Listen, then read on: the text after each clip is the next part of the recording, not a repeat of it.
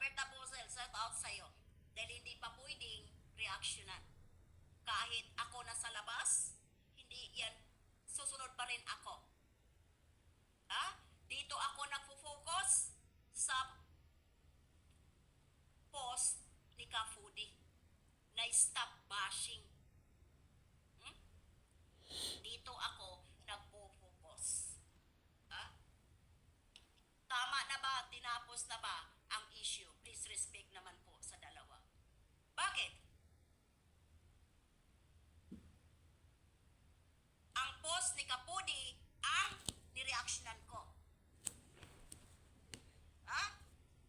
Puntahan niyo si Ka-Foodie at sabihin mo, stop posting in your page. So nobody can do a reaction. Ha? Wag sa akin, Irene Nilbay. Ha? Wag sa akin. Dahil ako, ang nireaksyonan ko, post ni Ka-Foodie. Hunghang ka ba? Hunghang ka ba?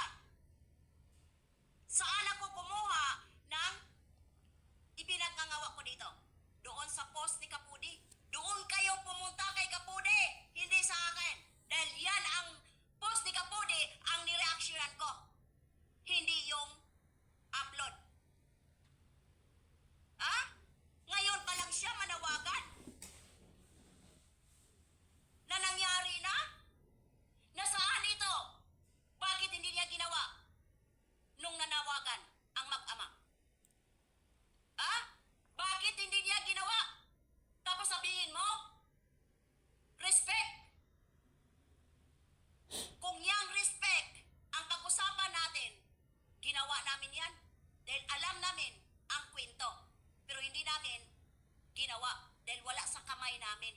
Ang amin, doon kami sa tama. Kaya ikaw, ha? Irene Libay, umayos ka. Ha?